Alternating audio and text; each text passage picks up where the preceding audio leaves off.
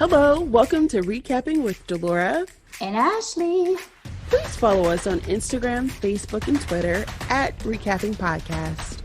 Also, comment, rate, and subscribe on your favorite podcast platform. We're on all the things. We would love to hear your ratings of the movies and shows we review. Email us your audio file to recappingpodcast@gmail.com and we will play it during the show. Or DM us on Instagram and we will post and read it on air. Thank you guys so much for listening. Thank you. Hey, Ashley. Hey, Delora. We're back. We Sorry are back for yet another week off, kids. Apologies.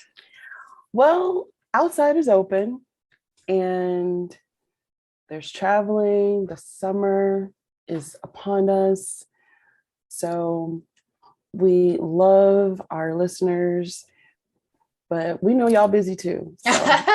Me and Delora, we try to record from wherever we may be, but on occasion we have to take an actual vacation. And in this case, I took an actual vacation over to Chicago. Had a great time. So I was going to say, what was your favorite part? That's a great question. I had so many. Probably this pizza moment that we had at this place called Portofino's on the Riverwalk downtown. Okay. It was such a vibe. The pizza was so good. We got 2 pizzas. Like we ate one and then we're like, oh no, we're gonna need a second pizza. Those are the best moments. I love that. Some really good wine, got some free drinks because the one of the waitresses actually made her drink wrong for the table she was going to. So we're like, hey, we'll take those if you're just gonna get rid of them. So we had a good time, and shout out to my girl Cara who lives there and showed us a great time, gave us a little bit more of a local feel this go around. So it was a great trip. Oh, that's so wonderful to hear. Mm-hmm. So happy that you're now safe and sound. Well, till the next trip, as of tomorrow, I'll be in Atlanta, but we'll still be potting, guys. No worries. Mm-hmm. Well, while we were gone, we received several comments, and I'm so excited about these. This first one is from Touchdown WT. This was on Facebook and a response to our Avid Elementary, and one of our very loyal listeners, what it do? Thank you so much. Okay, it says, popular food that everyone Black loves that I dislike, cornbread. Him and my mama. A croissant. I'll be fine, but I love Abbott. Like Delora, this came at a perfect time where I just needed something light and warm-hearted. Boom, Quinta to the rescue, which I'm happy she is prospering. Her BuzzFeed video when she was the chick who'd never been on a good date, wasn't accustomed to nice things, lives in my brain rent-free. This show hooked me. The first half of episode 1, I was like, oh great, another office rip. But this show is written so good. Gregory was my least favorite character at first because he just seemed too gymmish. But getting more background on him made me like him, and casting Orlando Jones as his dad was GOAT level. So that had me rolling because I realized we forgot to bring that up, Ashley. Yeah, I realized that after I saw the comment too. I was like, yeah, I didn't even mention just his relationship with his father and any of that. So great points. Thank you for answering my question about the food that people may think is weird that you don't eat. I almost concur on cornbread. It just depends on the cornbread. And I have to say some of the best cornbread I ever had, shockingly, was in Brooklyn, New York. So shout out to Renika. Time Out Market in Brooklyn. There was a restaurant in there that had some of the best cornbread I've ever had in my life. So.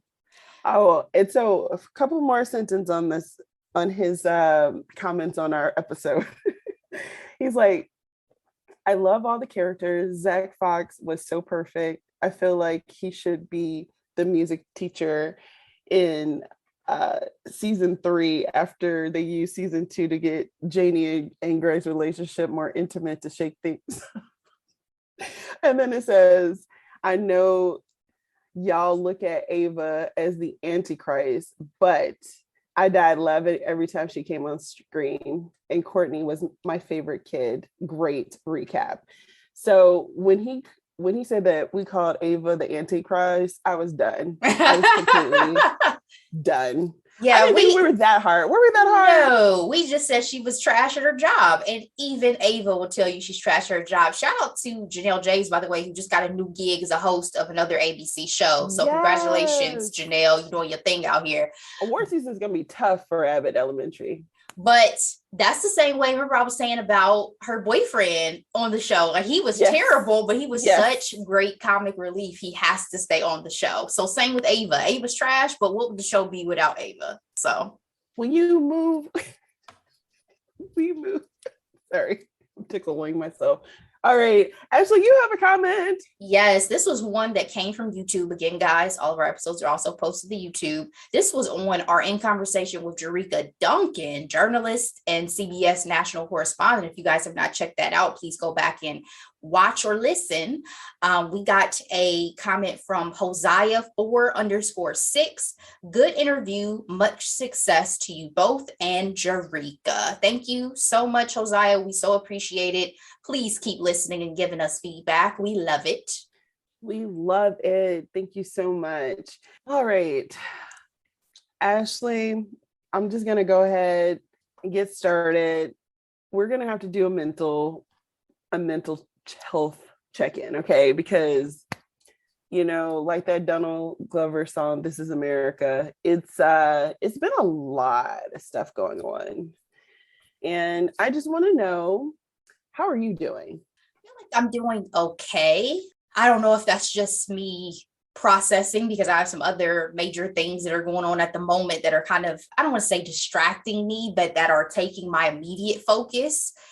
But it's devastating. I mean, the fact that all of these things have happened back to back to back, which we were talking about a little bit off mic. And I just feel like some of the rhetoric you hear is not really helpful. Like, I heard somebody say, oh, we're going to continue to see an uptick in this. That's not easing anyone's mind, because we already have seen mass shootings happen over the years, and there's been no real gun reform. There's been no real resolutions to any of these things. So it almost starts to make you feel a little bit hopeless, at least as a normal citizen, because you do wonder what will change. Are we going to continue to have this? I think I said to somebody, it feels like we're almost starting to live in like one of those movies or TV shows that we'll watch where we've just devolved as a society into a different level of chaos.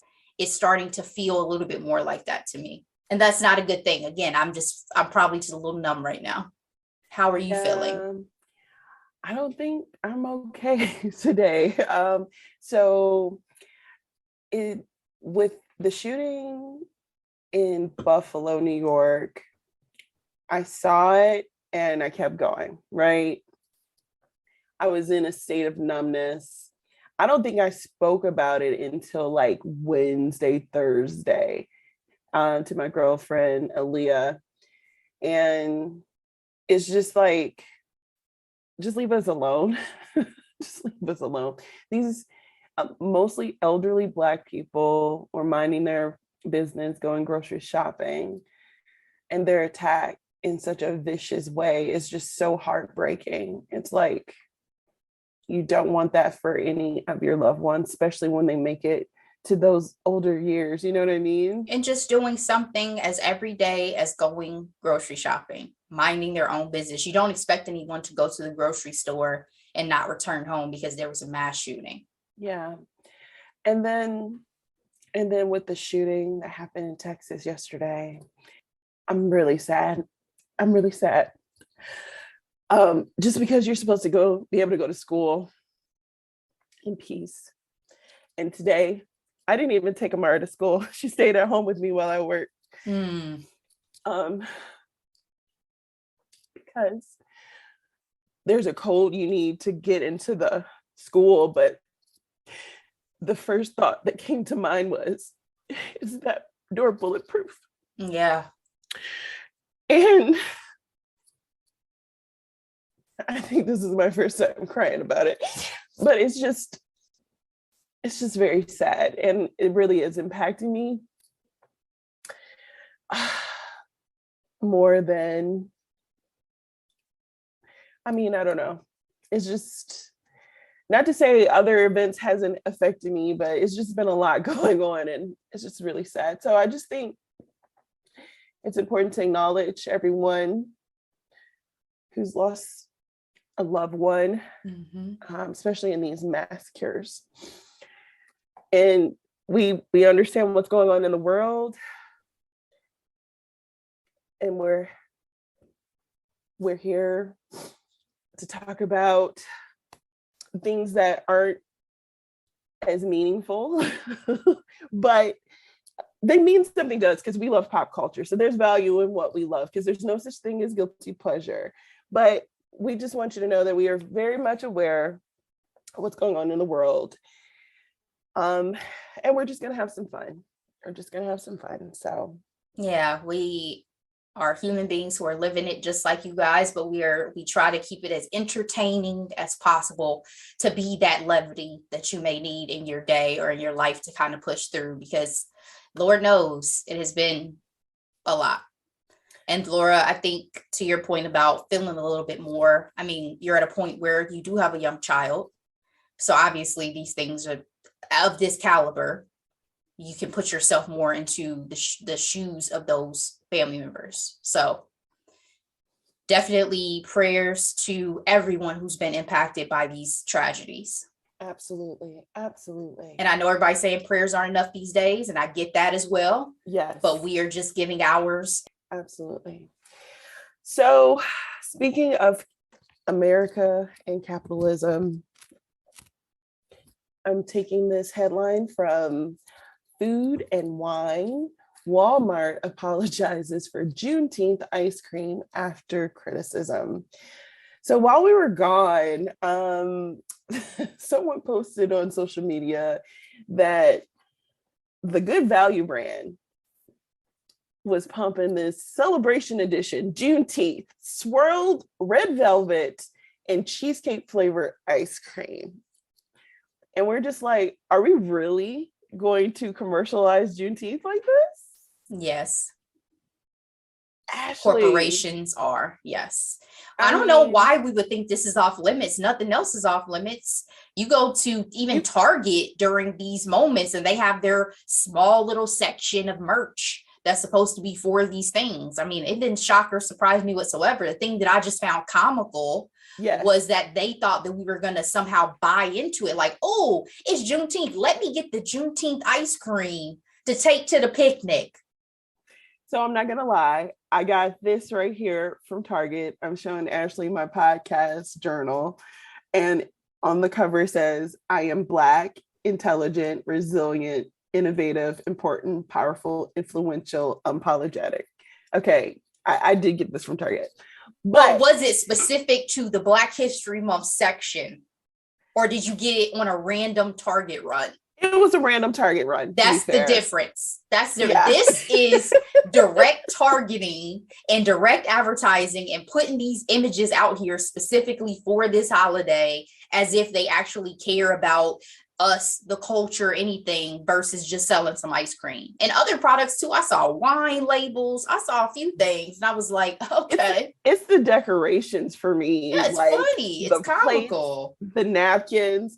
But you know what? They did it to freaking Cinco de Mayo. So, I mean. That's the commercialization of all these things. That's why I said we should not be surprised if this is hitting Juneteenth. The fact that Juneteenth has risen in popularity puts it in there with what they do for all the other holidays. And yes, we're going to be a little more offended because you guys have tried to buy and sell us forever. So fuck you. Y'all really don't want to talk about the real history of it at the end of the day, too. It's like, okay, a little bit of history. Juneteenth, which is also known as Emancipation Day or Freedom Day, is a commemoration of the day in 1865 in which enslaved Black Americans in Galveston, Texas, were informed that the Civil War had ended and they were freed. And mind you, this was a year after the fact. Exactly. They were the last ones to be told because their slave owners wanted to keep them doing 2 labor. years. Yeah, 2 years after the fact. Their slave owners wanted to keep them doing labor. Another harvest for free. So disgusting. It's gross, and to see it like this, and I don't know how true this is, but apparently whoever owns Juneteenth copyright isn't even Black. So I hope that's not true, but you never know these days. I'm like, were we that behind on getting that patent? I don't think any of us thought like, oh, that's something we should commodify. Probably. That's the difference. We just don't even go down that train of thought necessarily. That's the difference. Crazy, crazy, crazy. So let's go ahead and go to our next quick headline. This one isn't really a quick headline, more so a moment that happens this time every year. Time 100 most influential people. This list is always so much fun. The list is broken down into categories under artists, innovators, titans, leaders, icons, pioneers. The cover stars this year are a lot of fun. Our girl Zendaya, as well as Tim Cook. I mean, Black girl magic personified. Prime Minister of Barbados, the New Republic, May Mockley, Mary J. Blige, and the new cutie in the Marvel Universe C-movie. Ashley, what do you think about this list? Do you care about it? Are you excited about it? You know, there's a lot of our faves on this list, by the way. Let me know your thoughts. So to be honest, I just went and looked at it for the sake of us talking about this on the pod in full, because I saw some of the headlines, some of the top tiers who made it.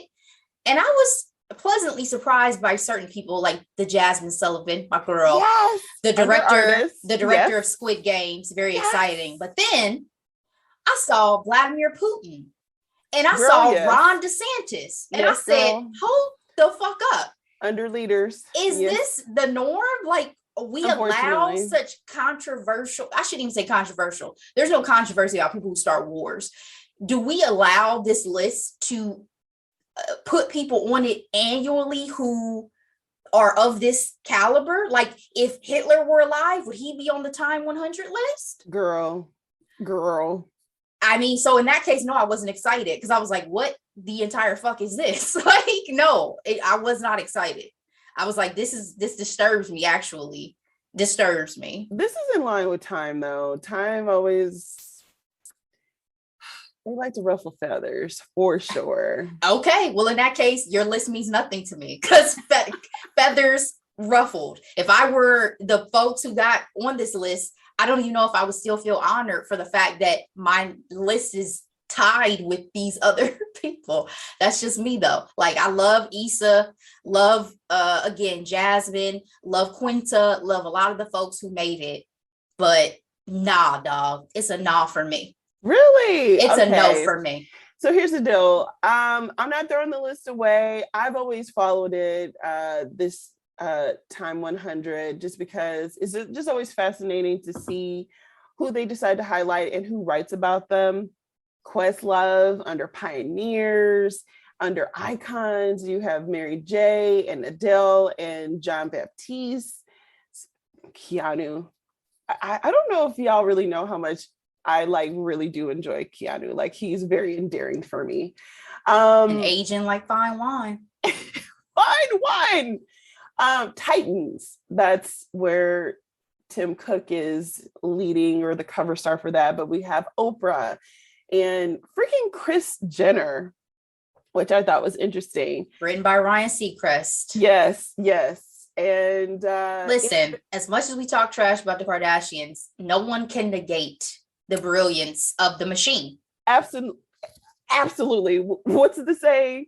The devil works hard, but Kris Jenner works harder. People, one person in particular that I used to talk to, and I would say, if Kris Jenner writes a book, I'm going to read it, will get so upset with me. And I'm like, you cannot negate the business side of things. You may not agree with the way that they've acquired certain things, but the business mind to make it literally all of her children extremely wealthy. Yeah. Like, You and she gets can't 1% of all of that. you can't negate it. So yeah, I would read that book. I'm sorry. Oh, absolutely. Sorry, not sorry, because I'm Absolutely. not apologizing. Why am I apologizing? I will read that book.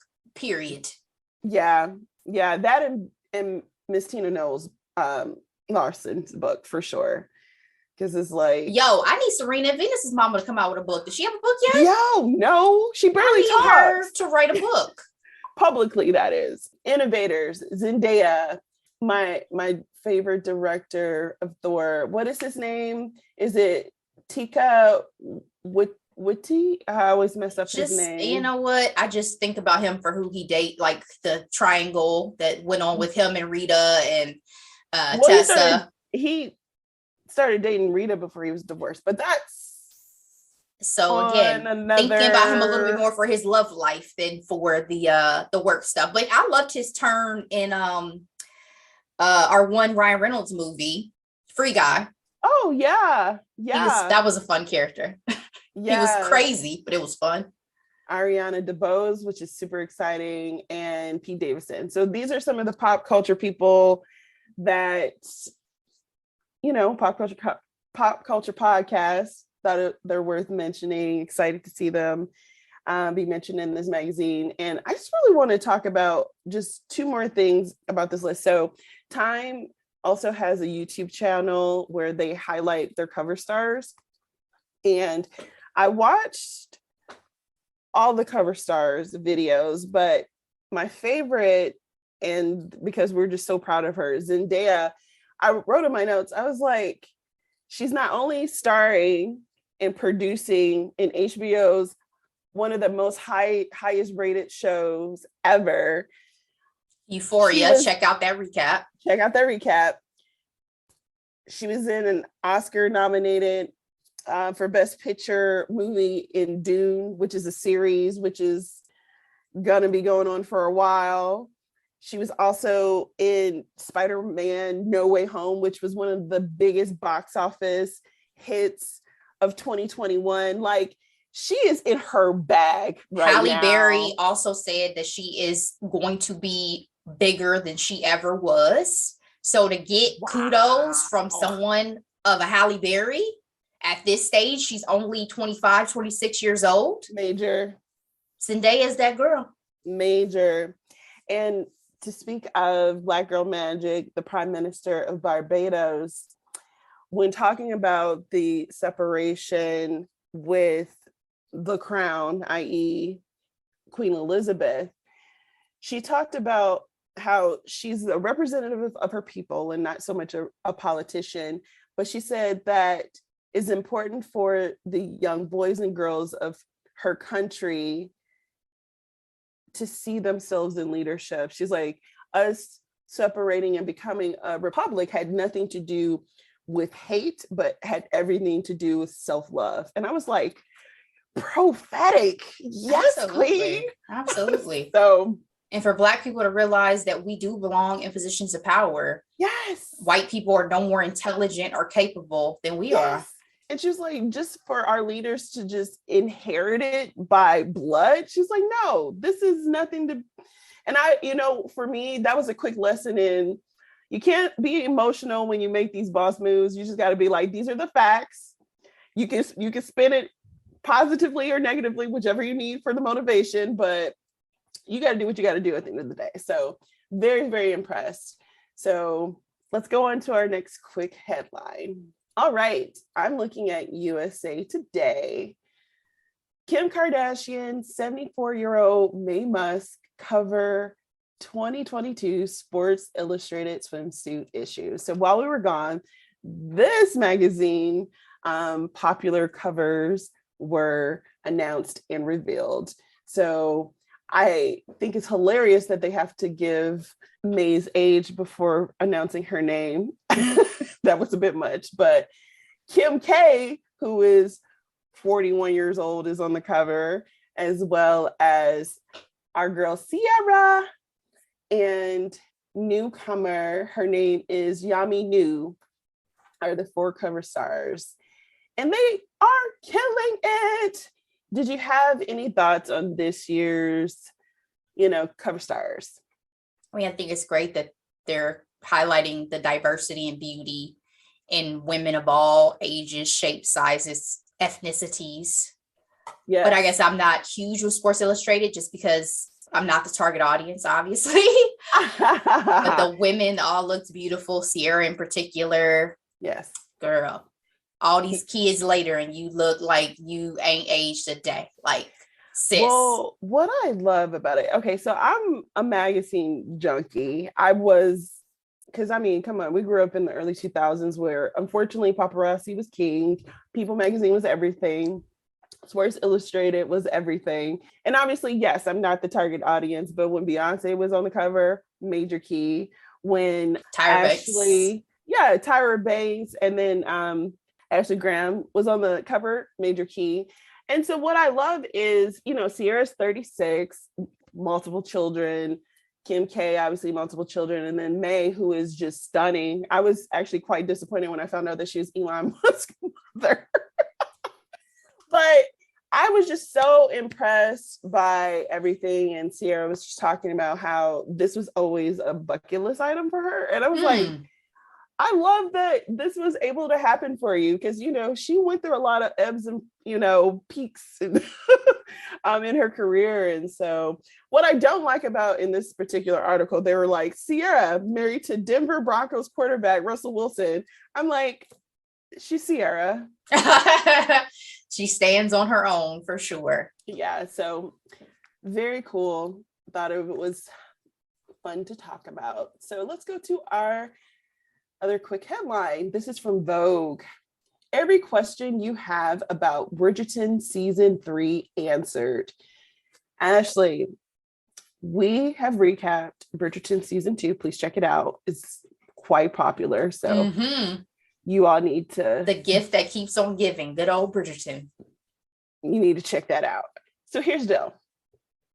When I did that recap, we knew season 3 was going to happen. And we know they followed the books traditionally. Well, if it was supposed to go according to book order, Benedict is the next one up. However, Shonda Land threw a curveball and revealed that the season 3 is going to highlight Colin Bridgerton and Penelope Featherton's love story. So it's going to be really interesting how this is all going to happen. As I mentioned in that recap, we're already going to have a new showrunner. We're going out of the sequence of the books, and being Game of Thrones fans, we know how sometimes not having source material. I'm just joking. That's real. Does not always work. It does not, but I have faith in Shonda Land. I really do. Well, I think they're keeping their eye on the ball. They're not already thinking about the next project at Star Wars. Just saying. Touché, friend. Any thoughts on this switcheroo? I was surprised because we had even talked about, Benedict and saying, I'm not super excited, but then again, I wasn't excited for Anthony. So I was curious how they're going to do things. But yes. I guess the biggest shock for me is that it's their love story. Again, having not read the books, I didn't think they were ever going to get together. I thought Penelope and him she was going to have unrequited love and then eventually move on with somebody else. Yeah. So the fact that it is their love story, I am curious to see how this is going to go, because how is he suddenly going to, notice her? What's going to be the catalyst for that shift from friendship to romantic? And then if you think about it, this is our first kind of diverse pairing between lovers. Yeah. So I'm like, okay, how's this going to go? And that way too, how are we going to keep up with the diversity that we're so used to in the Bridgerton universe? You know what I mean? Not that any of our other characters are going to go away, but it's just been so highlighted prominently in the first 2 seasons. So, and I think part of the reason why it's been wildly popular as well. Yeah. So I am curious because we're already invested in them as characters, and I'm just, how's this shift going to happen? So I am curious. I'm curious too, because when I say she is in the friend zone right now, Hard. so hard. He even had that little comment off remark with his little group of friends. Like, I don't look at her like that. You know what I'm saying? And it's not like, remember back in the day when Justin Timberlake said he looked at Britney Spears like his little sister? We knew that was a lie. This has always felt very authentic. So I'm really intrigued as to, and how are you gonna pull out those feels? Because I mean, reggae, that's not really that hard to do. Anthony had to work for it, but he succeeded. He did. I don't know. And how is this going to impact Lady Whistledown? Like, is she going to be one who lets love distract her from work, or is she going to balance both, or is it going to shift? Like, how is that going to play into it? Yeah, I really appreciate this. All I know is I need to see more Cantony in season 3. Anyway. But yeah, is it going to be hot? Because to be honest with you, as a viewer, they're both very vanilla. They're very, very vanilla for me. And I'm not talking about their skin tone. I'm talking about the spice, the heat, the ja. And I'm saying that for the characters on the show, because Nicola in real life, I love.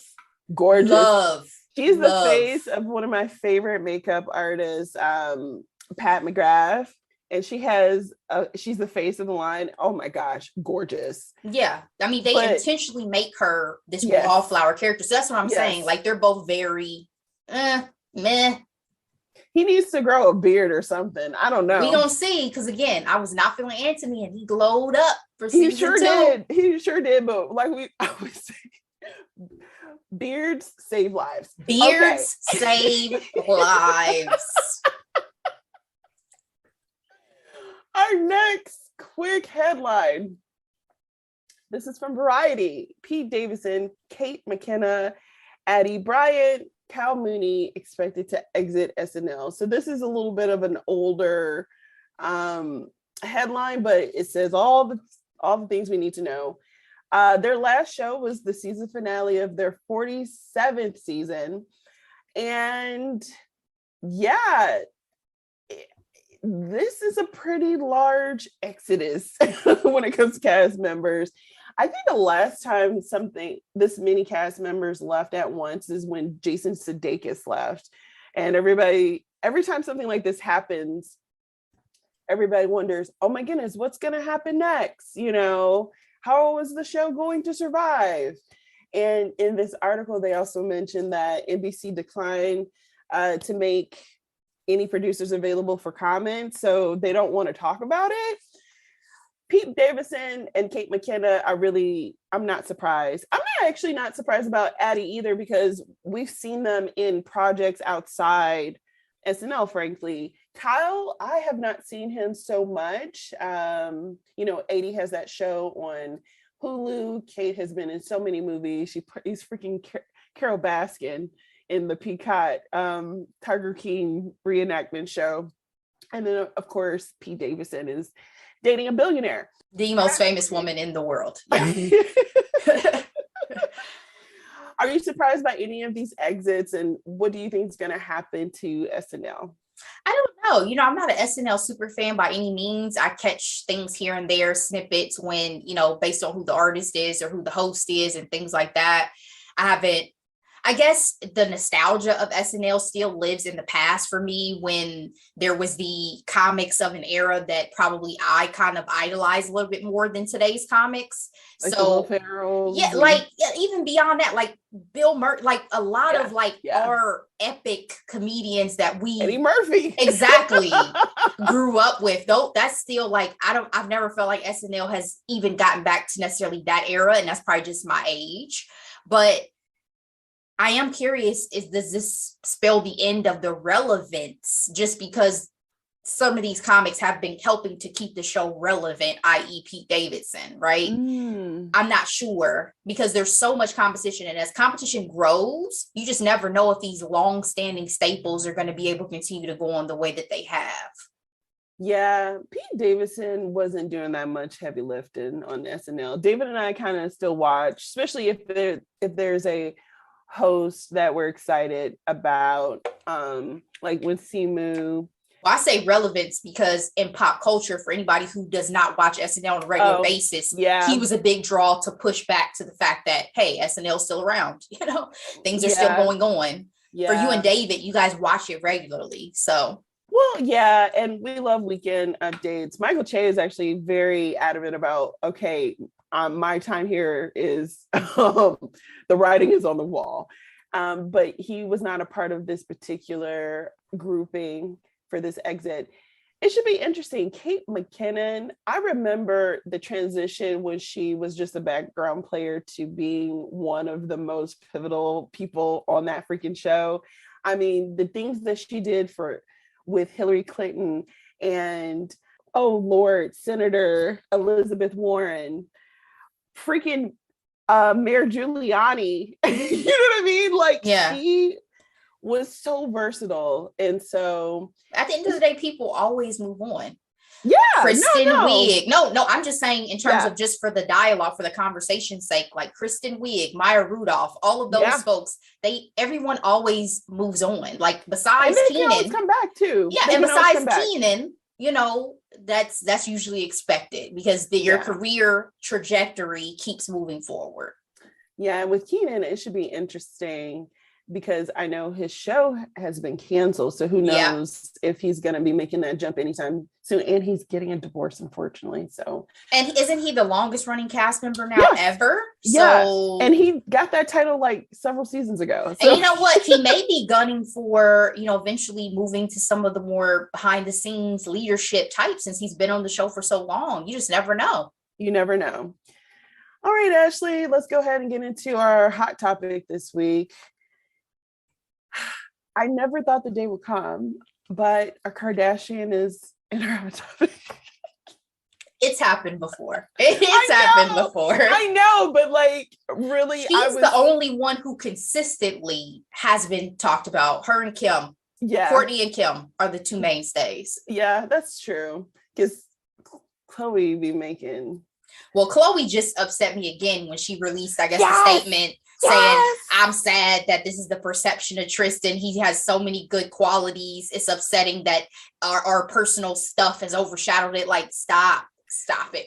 Somebody was like, can you be a good person and be a serial cheater? Is that an oxymoron? Like, but it's not even that. This is not your battle to fight, sis. Like, let that go. Let it go, please. Well, you can tell all the Kardashians believe in not bashing their baby's father. So there's a difference between not bashing and keeping your mouth shut. There's a difference. You don't have to speak on that man to not bash him. You know what I'm saying? Because he has publicly humiliated her in such a visceral way. Like, I cannot. Okay, so for happier times, Travis Barker, Kourtney Kardashian got married for the third time. I'm joking. So the first time we talked about it is the third time. It is. That's why I was kind of over it. I was like, wait, again more? My God. They did the Vegas thing because why not?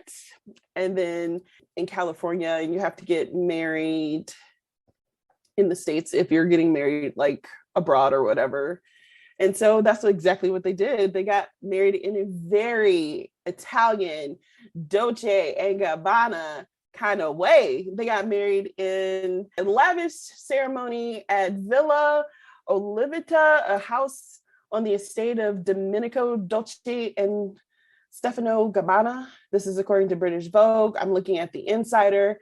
The reception was held at a castle that was from the 16th century. And that's according to People. Yeah, we got to talk about all the basics when it comes to weddings, okay? What were your thoughts on the dress? I loved it. But see, I like edgy. I prefer edgy.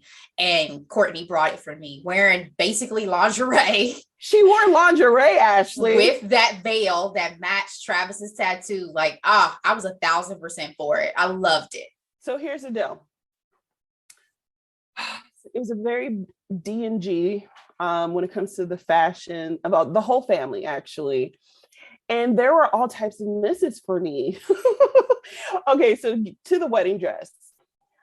I didn't enjoy, I love a good corset moment, but I just was not in love with all the ribbing and all that. And like you said, it's a lot of lace, a lot of lingerie moments. But it was so them. Like that's my, even if, yeah, that's my thing. It matched them. But what I loved and could not get over was that freaking veil, and the fact that it matched the tattoo on the top of his head was everything. Yeah. I loved how Italian, Gothic, Catholic everything was, with like the deep red like carpeting and the crosses. I appreciated the mood.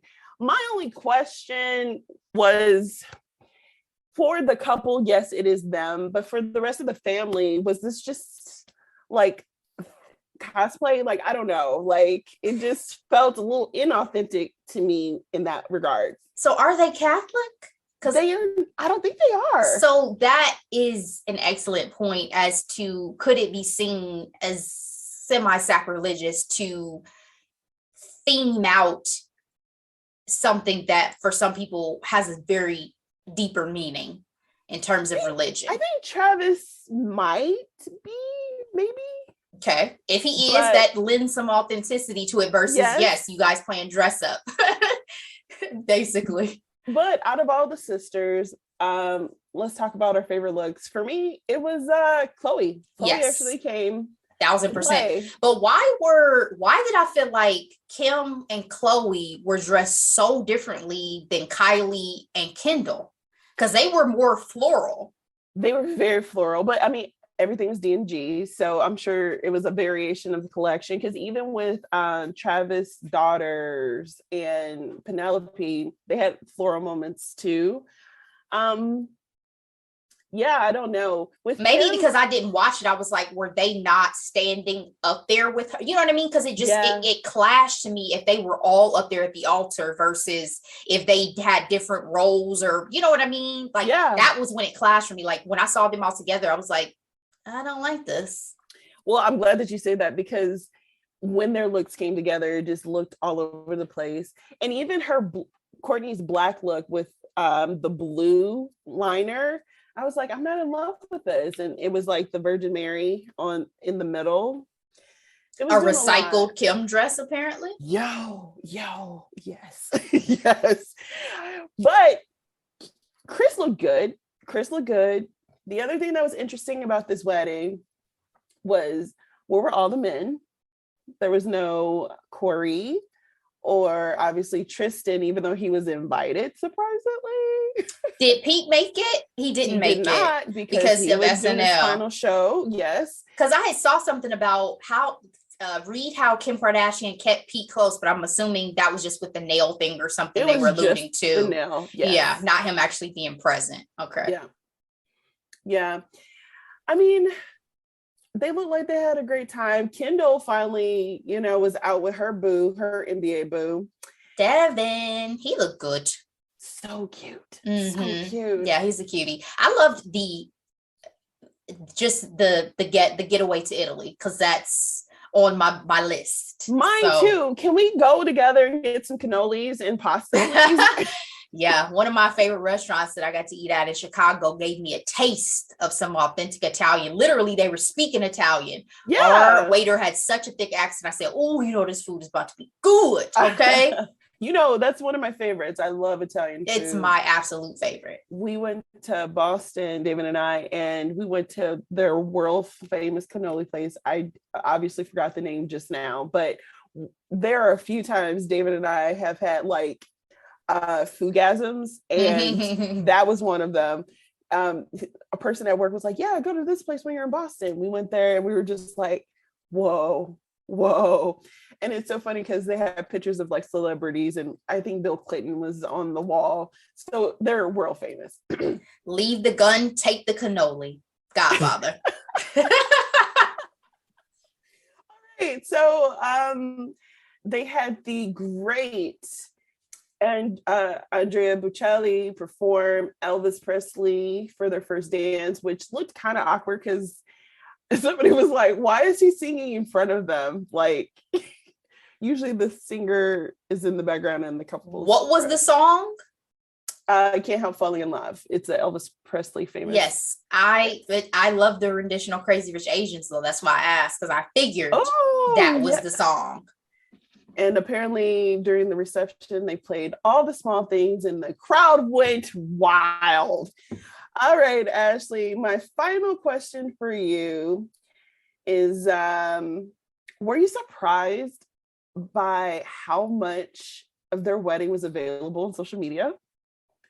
Oh, absolutely not. They are the freaking Kardashians. Even Kourtney, as quiet as she wants her life to be, is a Kardashian, baby. And they make their money off the spectacle of their lives. So absolutely not. Alabama, North, their TikTok and Instagram stories were on fire. Kylie, Kendall. That's the youth. What else do they do? That's the youth right there. Yeah. So congratulations to the very happy PDA. Yes. Live y'all best lives. First of all, Kourtney gives me so much hope that you can find your soulmate in your 40s, baby. Okay. I love it. And I hate to say it like this, but it's like, was she ever happy with Scott? She loved Scott. I just think that unfortunately too much happened. And yes, he will always be the father of her children. And we all wish Scott the best. But he was not the forever man for her. So. Oof. All right. So. And it bees like that, Scott. It bees like that. Yeah. We have a microdose. So I finally caught up. I know you watched it way sooner than I did, but season 2, Bling Empire, Netflix, we need to discuss. So I had a lot of emotions for this season because I don't think I really disliked too many people in season 1. It was just more so getting to know you kind of deal. But now that we're in season 2, things are starting to marinate and I'm able to form my opinions on a few people, i.e. freaking Kim and Kane. They were trash this season, actually.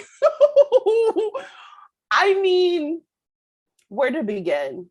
As I said in my text, accurate. I was really disappointed by the shift, I think, because to your point, season 1 was not about the drama. It was really about highlighting, almost coming off of the fanfare of Crazy Rich Asians, yes. Right? And like highlighting, yes. Oh, we're the real life, these people, and we're still normal, even though we live these extravagant lives, X, and Y, Z. And now we're getting into the bull. Now we're getting into the petty. Now we're getting into the traumas and the drama. Yes, we had that some with the relationship last season with, what's her name? Anna? Not Anna, the one whose boyfriend was tripping. Oh, yeah, Kelly. And Andrew.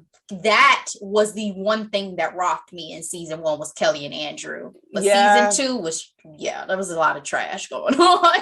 So, like, Kane being the gossip and always prefacing it as, I care about my friends, just got really, really weak for me. First, it was how he did Christine, I'm sorry, and Anna, and then what he ultimately did to Kevin and Kim. I don't even know which one is worse. I mean, honestly, because when we finally got the face-to-face with Christine and Anna was letting it rip. She was like, you scared of me? And she's like, I will come for you. My lawyers will come for you. And Christine, I'm not gonna lie, she does come off a bit inauthentic sometimes. I'm not gonna lie. Because she does seem so obsessed with like the labels and how wealthy she is and how her husband is like part of a Chinese dynasty. Like, you know what I mean? Like she gives new money. She gives new money versus Anna gives old money. Yes. Gilded Age. Exactly. Thank you for knowing exactly what I was thinking. But I mean, which conflict was worse to you? I'm curious. Like, what were your thoughts? I definitely felt more upset by the way that Kane inserted himself in the Kevin and Kim situation. I think for a couple of reasons. One of the biggest is Kevin is supposed to be your best friend.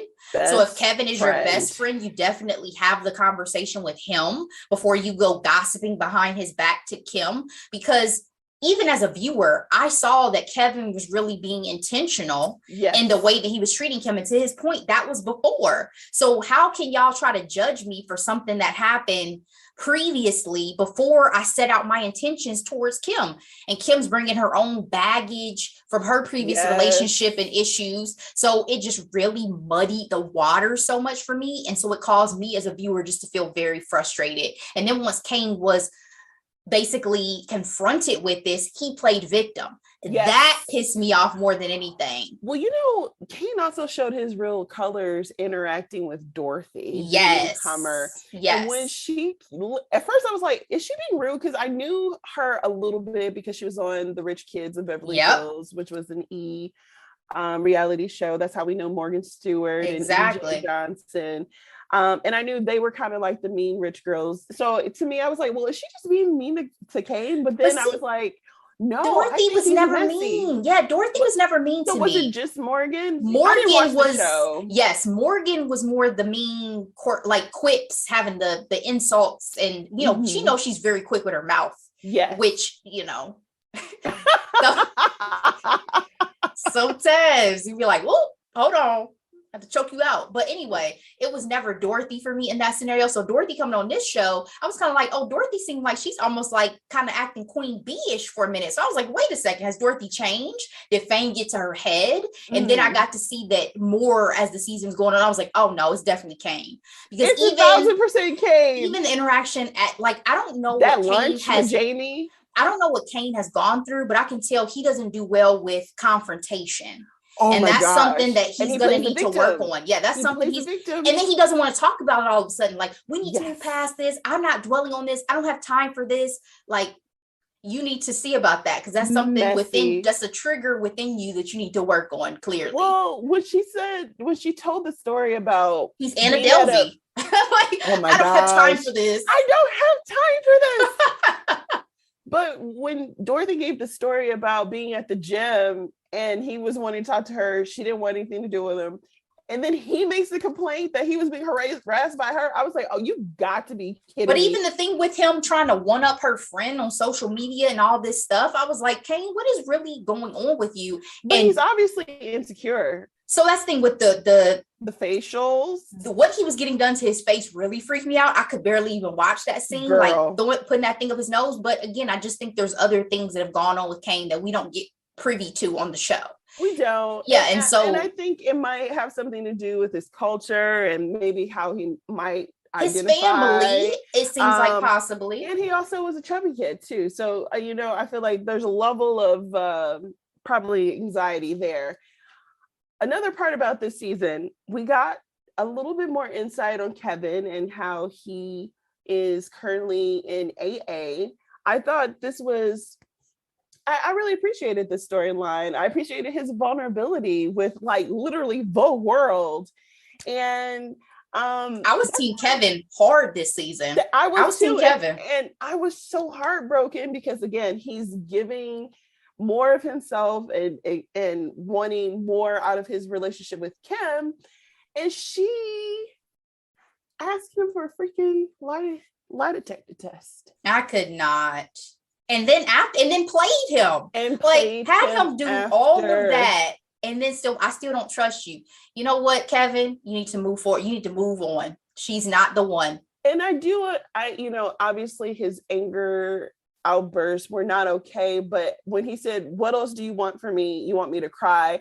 I do understand that to an extent, because sometimes men don't have appropriate outlets when it comes to emotions.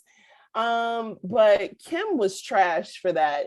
She stood him up and had him go through the ring of fire and was like, maybe next time. But she had it making it, Never. I hate when people patronize you and make it seem like, why are you upset? What is there to be upset about? Like, I was interested in you. I've been making my intentions clear. You have me do all these things. Then you say, oh, actually, you're not really interested. You don't trust me, all of this. And then you play me when I tell you, like, I really express myself to you. You play me and say, oh, you're taking this too seriously. Da da da da.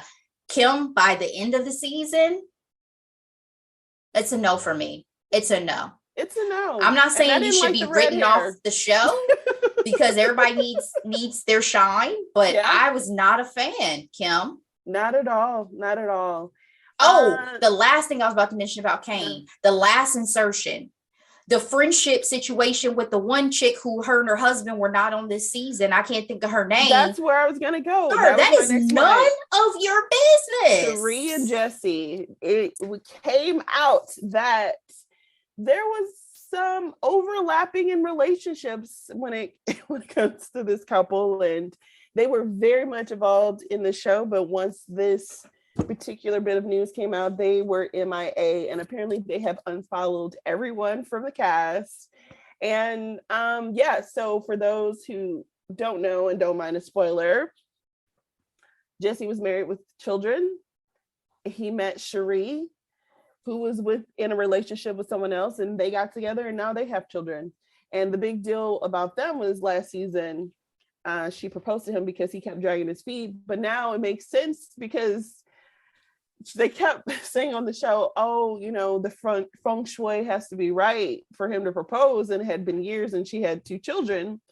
But who knows? Was he fully divorced? Like, who knows? Where are these other children that he shares with his now ex? I mean, it's messy, but the fact that they focus it on Kane's feelings, I was like, this has nothing to do with you.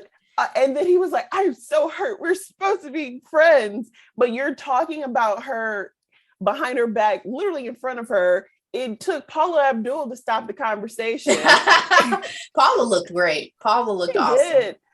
And then Anna is just one of those, she's an eccentric, wealthy person for me. Like, I don't know if I get her.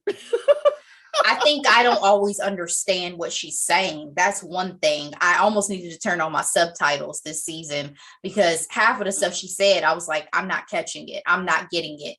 And I think she goes a little too overboard to me with the supposedly not caring and all this, because I don't feel like she's always very respectful with her interactions with people. And that's even with her interactions with Christine. Like, I get it that you guys don't get along and things like that, but Christine is never disrespectful towards you. And that I don't necessarily agree with, because Christine's never really done anything to you.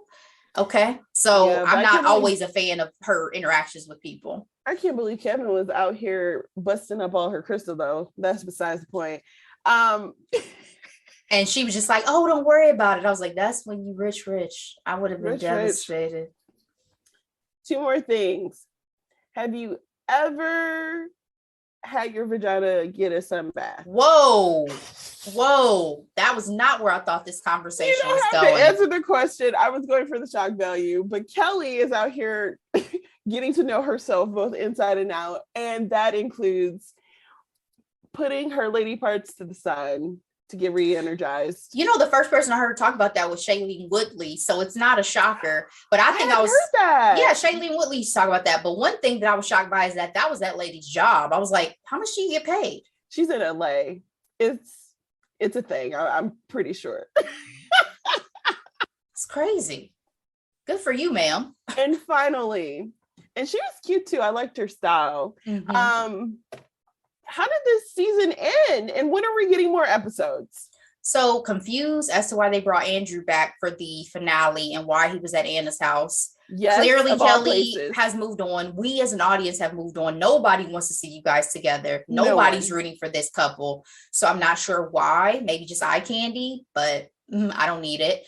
And I'm not sure if they're going to do another season. Again, I felt almost like if this was the last season, I would be okay because of how they kind of have navigated this season.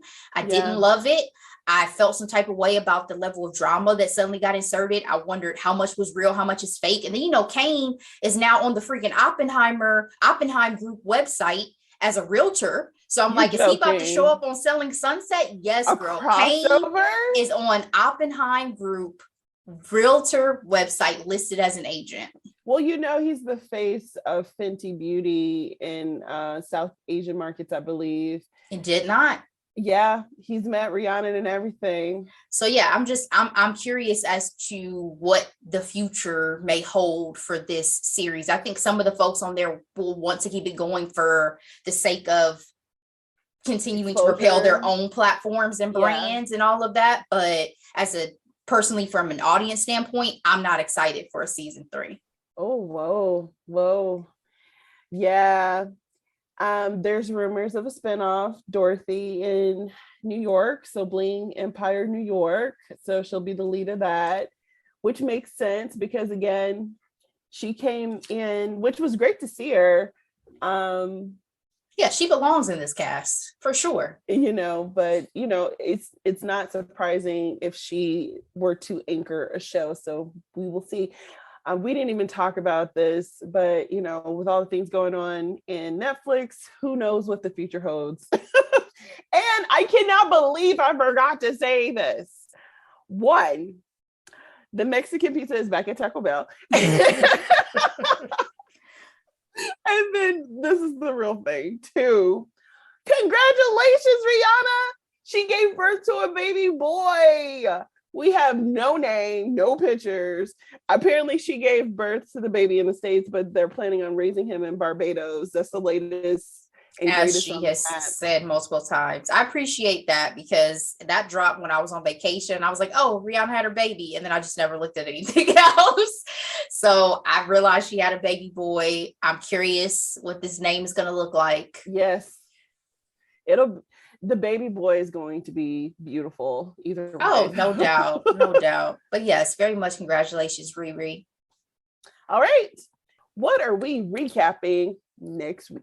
All right, guys. Next week, we're going to do a little light and fun coming off the heels of our, a little darker with the Batman. We're going to talk about Senior Year on Netflix. Dropped May 13th. If you haven't checked it out, it is led by Rebel Wilson. I keep wanting to call her Rumor Willis. It is led by Rebel Wilson. It is a comedy, almost 2 hours, fun kind of throwback to the 90s, early aughts era of high school. So enjoy if you haven't checked it out and come back and check out the recap. Thank you so much, Ashley. Thank you, girls. See you guys. Bye.